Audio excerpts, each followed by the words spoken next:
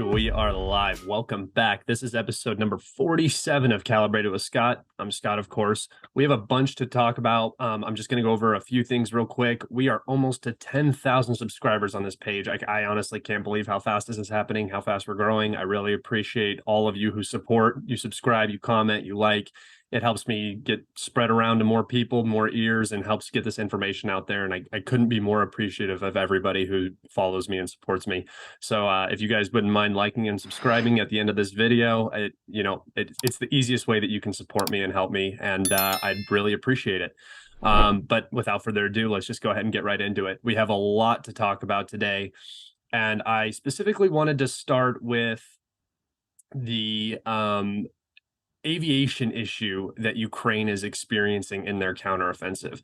We are currently D+15, which if you guys are going to start regularly following the channel, so far we've gone 15 days past the start of the Ukrainian counteroffensive in the south in Zaporozhye, and there has been almost no noticeable or achievable gains. I'm going to post up some maps right now for you guys to see. We have a little bit of Ukrainian progress around okay, I'm gonna butcher these names here. Well, Stepove is the staging position, and then they launched down into Lubov. That one's tough. And I'm not even gonna try the other one, the one that starts with a P here. That little village, I'll throw up another map right here, is like I've said in the past, basically a farm town. It has no real strategic value. It is just basically the closest village in the gray zone that the Ukrainians can attack. They have been suffering tremendous loss in this area, and they're just not achieving what they need to achieve. And this is partially due to the Ka-52 attack helicopter, the Alligator, the Mi-28 Night Hunter attack helicopter of the Russian aerospace forces, and the glide bomb threat that is present from multiple different forms of aviation in the Russian military. So there's this constant threat from above that the Ukrainians are not able to deal with. They've been trying actively. They brought up an S-300 system, another one of their few remaining, I imagine, by this point. And within a couple of hours, there's a video, and I'll post it, of them getting set up, and they're physically on the roof of the radar system when the Lancet comes in and hits, the part of the vehicle that they are on. So this is a very poor development for the Ukrainians. You need short, medium, and long-range air defense to cover offensive operations. Any offensive against enemy air superiority is doomed to fail. There's just no way around that. And particular, the glide bombs have been devastating rear staging areas, ammunition depots, barracks. The Ukrainians have to keep their troops close to the line of contact, especially if they're waiting for a breakthrough to occur and they want to try to exploit that. They really need to be, within 10 to 15 kilometers of that front line so that they can be activated on a moment's notice. And currently, Russian aviation is able to strike these areas. Russian intel has been incredibly improved since the beginning of the SMO, and they are hitting these targets. With this faltering offensive, there's this fomenting of anxiety about the capabilities of the AFU, their ability to achieve their stated goals of 1991 borders, which is, ridiculous in and of itself, because Crimea has been Russia for the last 8 years, and they're not going to give that up without the use of nuclear weapons. So that initial stated goal is, to begin with, ridiculous. The next goal would be 2014 borders, which would be the exclusion of Crimea. This is also ridiculous. It's not going to happen. That is what they're trying to do right now. They're trying to actively sever the land bridge to Crimea, split the Russian army in two in Ukraine, and exploit that weakness. They they just aren't doing it though. And so, the West, Ukraine domestically, the Ukrainian government, and the pro-Ukrainian information space are now really starting to panic. They've entered the low sweat stage. I'm going to read some articles here from different news sources. We have some from the Wall Street Journal. We have some from the New York Post, the Telegraph, Sky News. These come from all over. So the first one I'm going to read is from the Telegraph by Richard Kemp. It's just a comment, a statement that he made. It's a very short little piece, but it says, "Prepare for Ukraine's counteroffensive to falter." This is the Telegraph. This is a UK news outlet that is very pro-war in Ukraine, pro-West, pro-Ukrainian regime, everything. So for them to be coming out and posting stuff like this, they're definitely preparing their audience for what is going to eventually happen here, and that's the Ukrainian counteroffensive is going to fail. We have another one here from the Wall Street Journal. Ukrainian servicemen near Velika Novosilka, close to the front lines in southern Ukraine. That's the picture. And then the actual title of the article is "Ukraine runs into Russian air superiority," which is exactly what I've been talking about, what Brian Berletic, who I have on regularly, talks about, is that the Ukrainians do not have the overall capabilities to actually conduct a successful and aggressive offensive that will yield results without sustaining unsustainable casualties, basically. They don't have it. They're not going to get it. The Russians can, even if they had the planes, they don't have the air defense to suppress Russian aviation, and they don't have the freedom to fly about their airspace because of the Russian air defense that's covering it. So from the start, this offensive was doomed. I mean, there's no way to make this work through brute force unless you have such an incredible numbers advantage that you can sustain high casualties and continue. The Ukrainians are not in that position. At most, they have 40 to 60,000 men designated for this offensive operation in terms of the brigades that were trained in the West and the resources that have been allocated for this offensive. The Russians are sitting at an armor advantage. They're sitting at a manpower advantage. Probably it's probably close to 1-to-1 in this region, which is not suitable for offensive operations. Even if it was 2-to-1, that's not enough for the Ukrainians, and the Russians definitely have at least 40,000 troops in this theater. So the calculus for this Ukrainian offensive is all off, and it's really starting to come out in these Western news articles. I'm going to post up a picture of, it was a German, basically the German military is going over how the offensive is going, and you can even see that they're petrified. And what they end up saying here, and if you read it, it says, "Many have in mind images of World War II." That's the worst thing for the German people, is to be recreating World War II history in modern times. I mean, that should be horrific for anybody to hear out loud. And the reason why they're saying this is because of pictures like this. You have German tanks on the side of the road in Ukraine, damaged and destroyed. It's exactly what happened in the 1940s, and it's exactly what's happening today. I often say that history doesn't repeat itself. It's impossible. It never can, but it sure does rhyme. And in this case, it is almost a Eminem level rhyming performance. It's incredible. Here we also have the pro-Ukrainian information space. So this isn't maybe necessarily media so much. I mean, it is the Kiev Independent.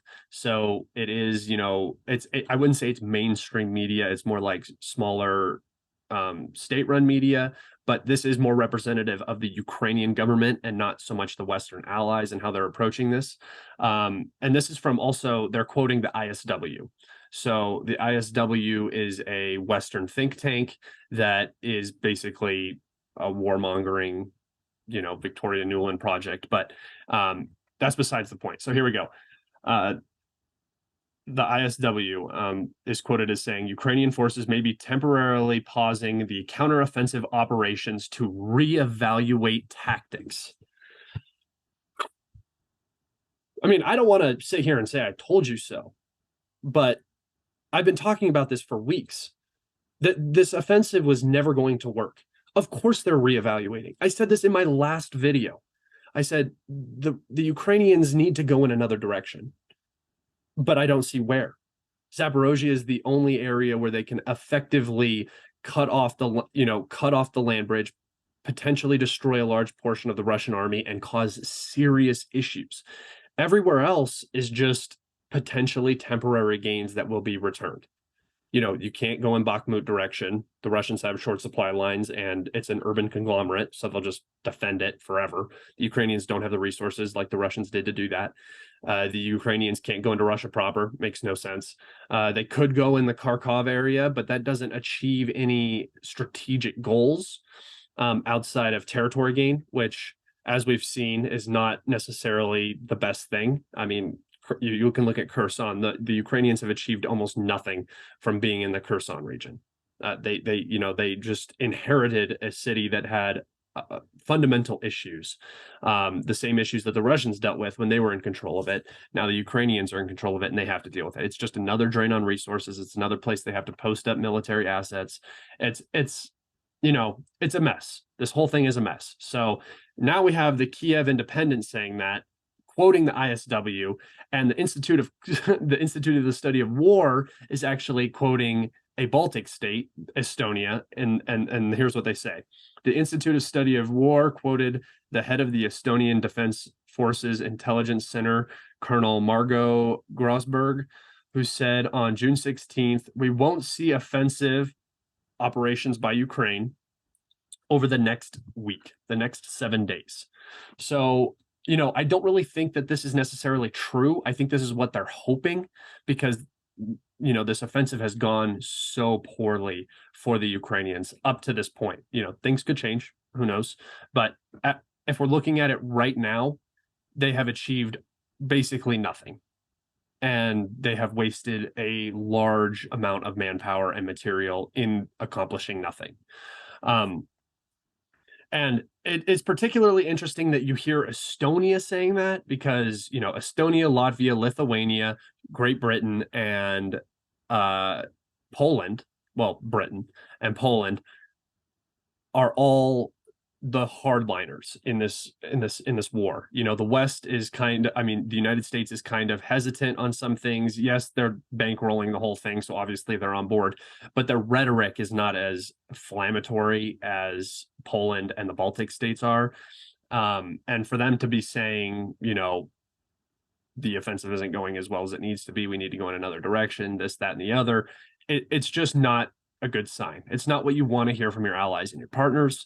It's not how you want to present your military capabilities in terms of receiving more funding, arms, and financial backing, which Ukraine is trying to secure a $40 billion loan, which would carry them probably through most of I don't know if it would carry them through the second half of 2023 or if they've already secured their funding for 2023. Either way, they're trying to secure this funding to keep this fight going. And it could kind of be riding on how this offensive plays out. If it goes good, it could maybe potentially allow them to continue fighting longer. However, the equipment, procurement and the manpower issues are going to start becoming a major issue. You're already seeing other articles such as, let's see, this one from, I think this is from either the Guardian or the Wall Street Journal. I'm not sure, or the New York Post. I'm not sure. But here we go. Russia learning from costly mistakes shifts battlefield tactics. So, they're saying Moscow forces remain uneven, but are bracing for a counteroffensive. And They have coordinated air support and a foreshadowing a changing war. This is not the language that you want if you're the Ukrainian government. You want to be hearing. Here's another one. Oh, actually, I don't have it, but there was another article, and I'll post it up here. And basically, what it was saying is that the equipment that is being sent to Ukraine is not working properly, or it's just degraded because it's old. It hasn't been maintained properly, and it's being sent over in a rush. And it just is really starting to speak to the systemic problems that are coming out of this conflict for the West. The whole narrative now is switching. I'm going to make a little prediction here. Within the next week or 2 weeks, if this offensive doesn't start picking up steam and doesn't start succeeding, or they don't go in another direction or have another plan, we are going to start to see major distractions coming into play. In the US, that could be domestic. There's a lot of talk about some conflict with cartels in Mexico currently right now. Those are just rumors. I don't buy into a lot of that. The people are talking about military equipment being moved all around the United States in 27 different states or something. There's drills that happen all the time. There's equipment that's being moved all the time. So that doesn't really speak volumes to me, but I am expecting a distraction of some kind. We saw it previously when Bakhmut was falling. The U.S. made a huge deal for a week about Chinese balloons flying over the country. That's just a distraction. They don't care about those balloons. And if they did, they wouldn't be talking about them in the way that they are. If you're seeing something publicized and thrown in your face all the time, it is a distraction. I expect the Ukrainians and probably the British MI6 to come up with some sort of distraction, basically probably a terror attack of some kind. And I don't mean on legitimate Russian targets. I mean like hitting random places in Moscow or blowing up people in cafes and stuff like that. I mean, they've done it in the past. I'm not talking out of my ass here when I say that. So I would expect that to occur soon. Some form of distraction. They have to pull eyes away from how poorly this is going. Just some other little news updates, I guess, for the information space. We have Oryx, who makes Oryx lists. That's the list of burnt out Ukrainian and Russian equipment from the SMO. He counts both sides, but he's pro-Ukrainian. And it felt like he was either attempting to get some sort of government job in some way with the information that he was pushing, becoming some sort of asset, an intelligence asset, or he was working for somebody and then, he was already going about it in that way. Either way, pro-Ukrainian slant on the information. From the beginning, people have debunked this list because it shows completely destroyed and burnt out vehicles that you have no way of identifying if they're Ukrainian or Russian. They're just old Soviet stuff. Both sides have them, both sides use them in the same area. And, he will always count those as Russian losses. Also, double counting stuff, triple counting stuff, stuff being moved. It's really a difficult job to do to, count losses, especially because one loss can look like an abandoned disabled vehicle, and then it gets hit by something and it's completely destroyed, and you take a photo from a different angle and it looks like a completely different vehicle loss. So from the start, this list was not something that I would ever use as a proper source, but he just came out with a message that's basically said the end of a journey, and then he left a little message. Dear all, I would hereby like to inform I will be ending Oryx on October 1st. I originally started Oryx blog 10 years ago to cure my boredom. Little did I know Oryx would escalate into an all-consuming project that it is today. All of us work on the articles and lists in our free time. It's not our job. We don't get paid, though I hoped our work would one day lead to a job.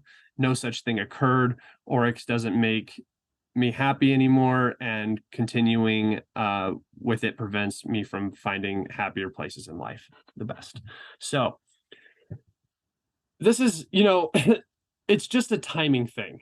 He's done this for the last year and a half. it is a very time consuming thing. If he wants to just drop it and go, that's totally fine. That's a very reasonable thing. If he's not getting paid, I get that. I put so much time and effort into this stuff, and my videos are trash. Can you imagine doing like a full-time thing where you're trying to make it lead into a job? That is brutal, but the timing is specifically odd. Right as the Ukrainian counteroffensive is failing, right as Ukraine has almost completely run out of Soviet equipment, and now there is only NATO equipment on the battlefield, every loss that Oryx records is a NATO loss. And I don't think that they can have him doing that. I'm pretty sure he got a memo or, hey, you need to stop doing this. Also, for his own personal reputation, it's probably a good idea to drop this right now, because this is brutal. It's going to be brutal. The narrative is going to collapse. And if people want to save their reputations, now's the time to get out. Arestovich got out of the Ukrainian government, what, 6 months ago, 7 months ago? Best decision he ever made. He's free and clear now. He can go wherever he wants and live the rest of his life, whereas the people who are still in the military and in the government are now legitimate targets. We still haven't seen Budanov. Zaluzhny is still pretty much missing. I mean, there was something about him going to boat launch on the 26th, but the photo they used was just like any other photo, could have been from anything. And it has the same boat in the background, but that boat was around since February 20 or either February 2022 or February 2023. So it really is not proof. I mean, they could have just posted literally a video of him talking and not had it be some weird deep fake shit where he doesn't talk. Same thing with the Budanov. They posted a video of him basically with the whole narrative stuff. But he doesn't talk. He doesn't move. It's just it looks like a deep fake. I mean, if you're trying to make people think you're dead, they're doing a very good job of doing it. It's quite impressive. I wanted to specifically talk now about the tactical situation on the battlefield. There's a lot going on. And I'm just going to put up some maps here. So the first map we have is of the Oryx area. And I just wanted to talk about the goals around this area. So if on the map you're looking at, you're seeing in the red box where the fighting is currently taking place. And the goal, the initial goal of this offensive advance is to reach Shirok. Man, dude, these little towns are brutal to pronounce. I'm going to go with Shirok because I'm English and that's how that should sound. If you look at this next map, the reason why this town is specifically the target is this is the perfect town, if captured, to start launching offensives on the actual first line of defense. You see these other little lines up here. These are small defensive fortifications, especially up against the reservoir. I think they really were expecting a large push in this area, and it just came a little bit more to the west or to the east, sorry. But if they get down there to that town, they will have a fantastic position to launch attacks on Vasilivka, which is just to the west, and onto the first lines of fortification. So that's the goal in this area. They are still probably 10 to 15 kilometers away from that goal, and they are making no progress day to day right now. So I'm, in terms of probability of them even reaching this town, I'd put it at very low right now. From my estimations, I expected the Ukrainians to be able to reach Tokmak. I thought that Tokmak was going to be the big battle, and that is where the Ukrainians were going to end up losing. And we just have seen none of that. They have completely disappointed me in terms of their commitment and what they have actually accomplished with these lives that they have wasted. The next area I wanted to talk about was Makarivka, which is the frontline town now that is, in Ukrainian hands, but the Russians control the high ground to the east and to the south. This is another weird one. This area is probably the weakest of the Russian fortifications, so they chose to go here for that reason, probably to pull resources away from Oryx front, because that's where the Ukrainians have the best chance of actually causing some severe damage if they break through. But if you look at this arrow, the red line is the current front line. This arrow, I believe the plan was to take this whole urban conglomerate all the way down, following the roads, because it's easier to travel on roads than on mud, just in general with heavy vehicles. And then after that was captured, that urban stretch right there, they were going to turn back up and head towards Rivenople, which is it's a very decently strong Russian fortification on the hill.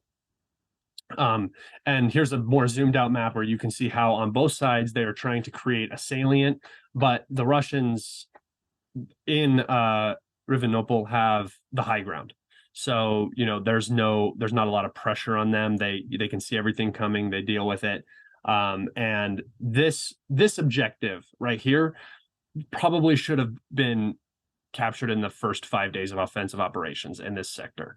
The fact that they have barely captured two small settlements, it's alarming, to say the least. I mean, like I said, we're 15 days in now. And that's, half a month, and they've moved at a total of 2 kilometers in 2 separate spots on the front. It's really not shaping up very well. One thing that I did want to bring up, and this photo is actually stolen from History Legends, so is that there are still very, very decent Ukrainian forces, Western supplied with, Western equipment and so on like that, NATO trained, that are still poised for offensive operations.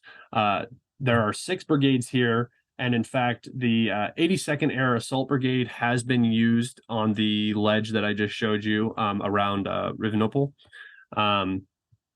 And these, you have the 93rd Mechanized, the 3rd Tank, the 4th Tank, the 48th Air Mobile, and the 71st Jaeger. And I'm pretty sure the 82nd is still has pretty good fighting capabilities, so I wouldn't really count them out at all. I just know that they are active right now. So this is 100% the offensive. This is not probes. What we're witnessing right now is a completely botched offensive operation.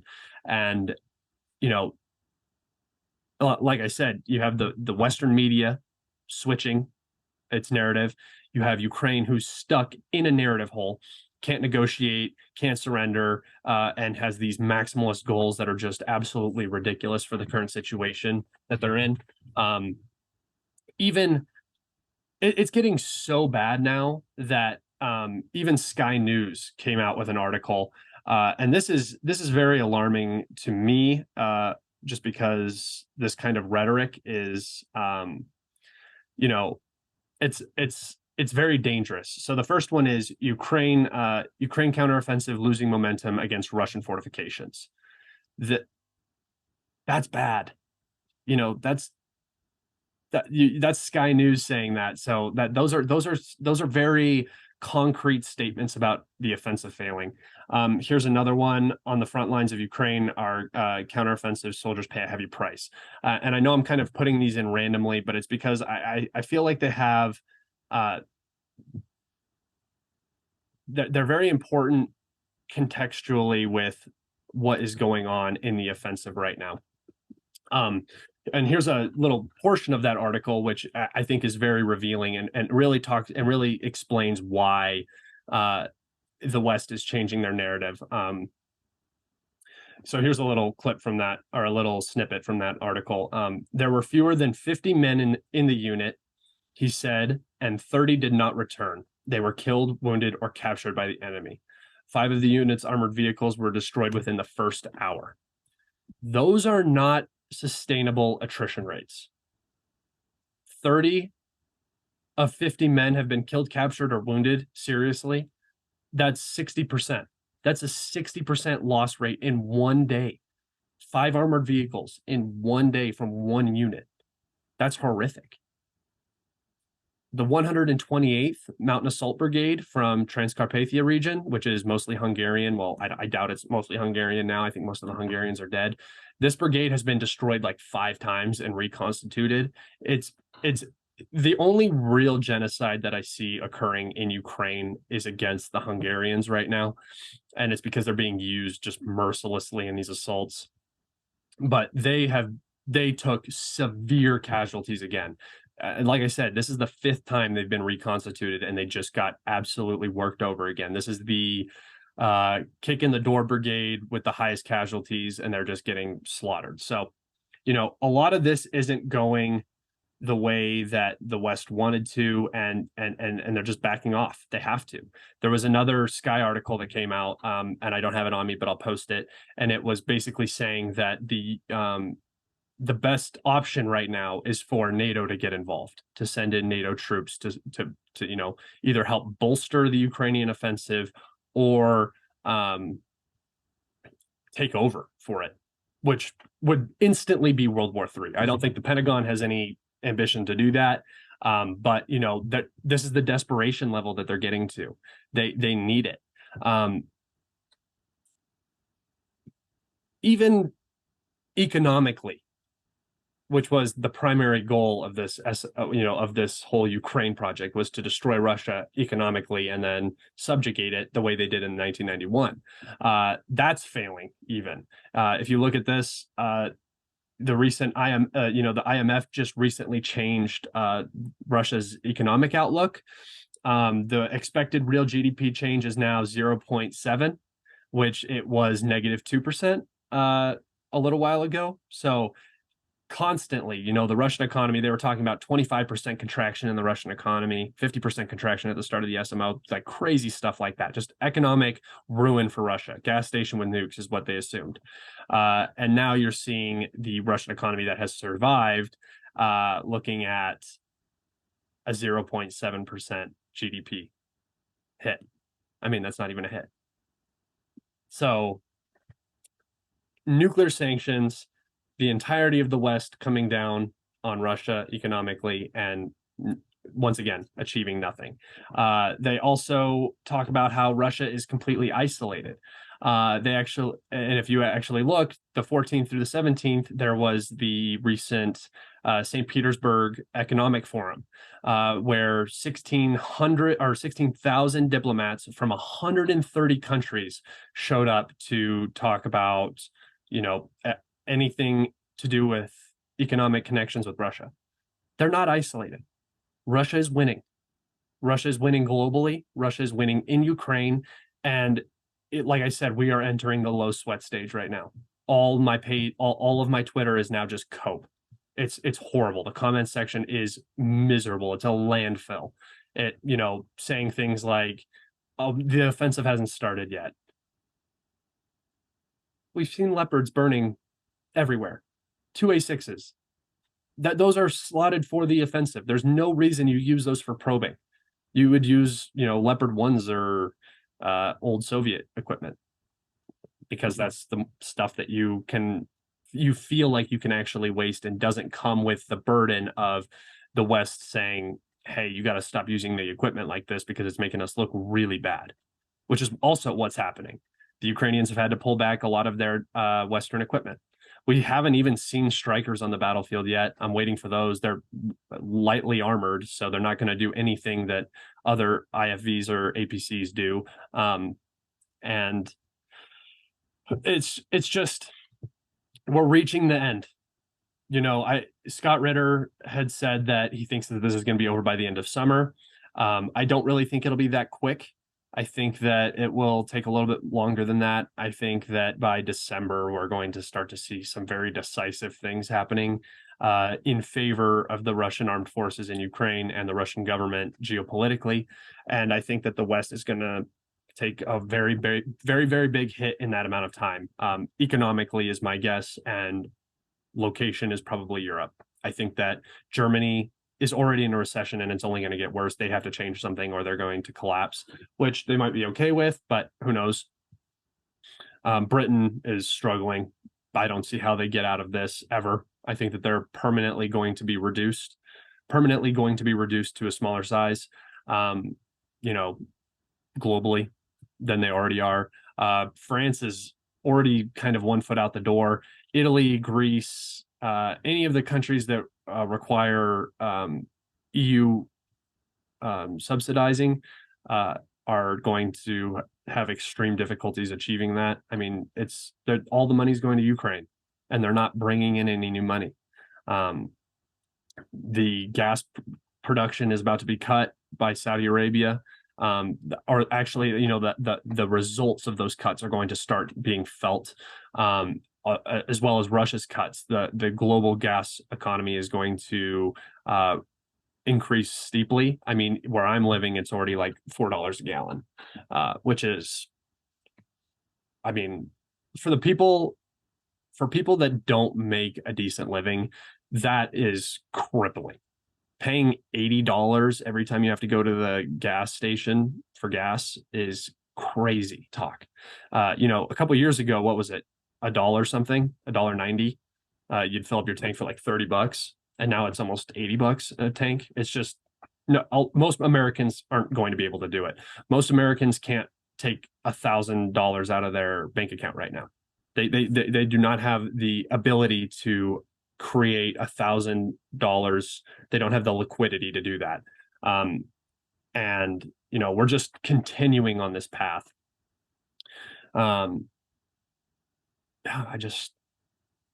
It's unfortunate. There's just a lot of boys dying for no reason right now.